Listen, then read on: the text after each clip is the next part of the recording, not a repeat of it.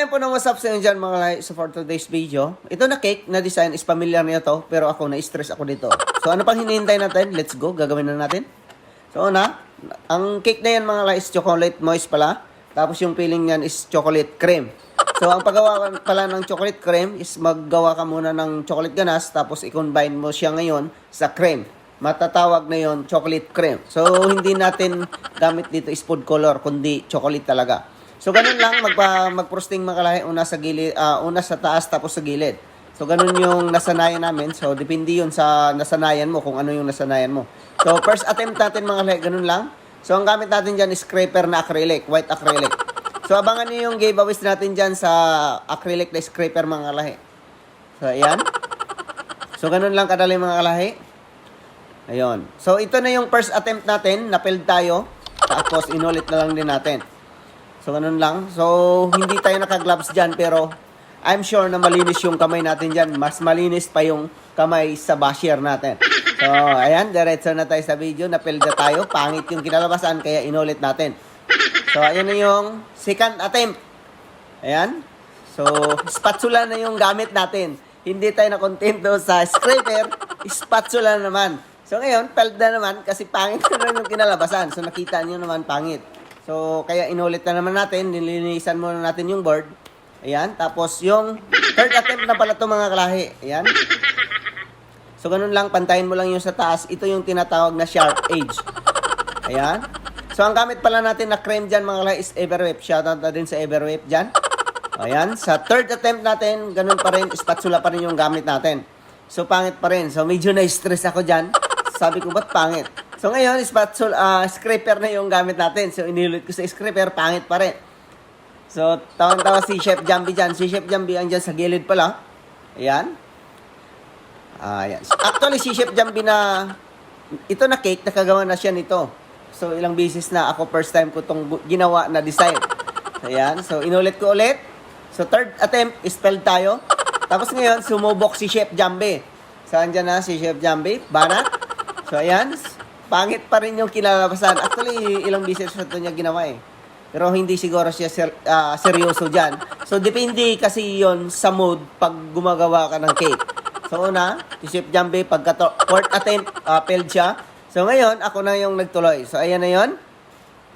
Sabi ko, ito, pag pangit pa rin, ito na yung gagawin natin. Bubuhayin na lang natin to sa airbrush. Kasi may airbrush to siya mga kalahi. So, ayan. So, inulit ko pa rin. Naka 5 attempt pala tayo dito na cake mga lahi, no? So, matindi, di ba? So, napakasimple lang na design, pero stressful. So, ito yung tinatawag na kunting pasensya. Kung wala kang pasensya sa cake, maiinis ka at maiinis ka. So, ayan na yun, mga lahi. So, ang gamit natin dyan, yung scraper na maliit. So, ayan na yun, yung final na talaga siya, mga lahi. Kasi dadalihin natin siya sa airbrush.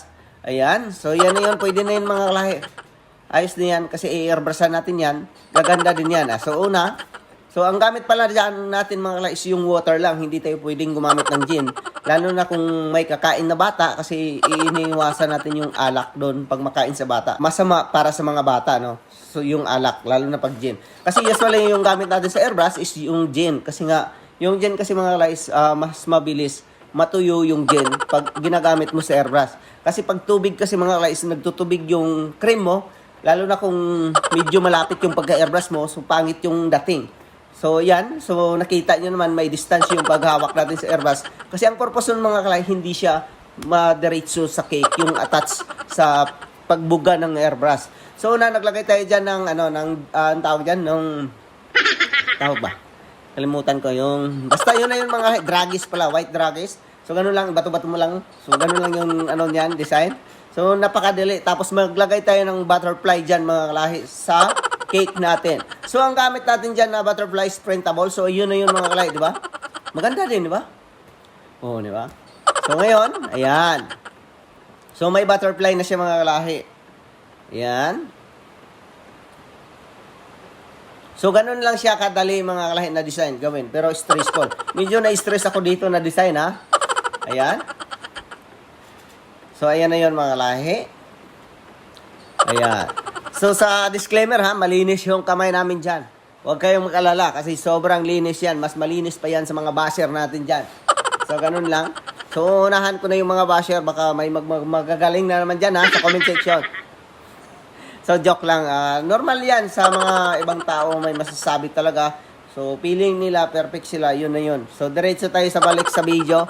So, ganun lang yung butterfly. So, ayan. Di ba? Ang ganda din naman mga kalay. Hindi halatang na-stress tayo dyan. Ayan. So, yun lang po no mga kalay. Maraming salamat sa panonood. Yun na yung resulta sa cake natin. So, hindi na natin nakunan yung video, yung happy birthday at yung number 3. So, yun lang po no mga kalay. Maraming salamat sa panonood. Huwag niyong kalimutan i-share at i-follow yung page natin. God bless you all. Peace out.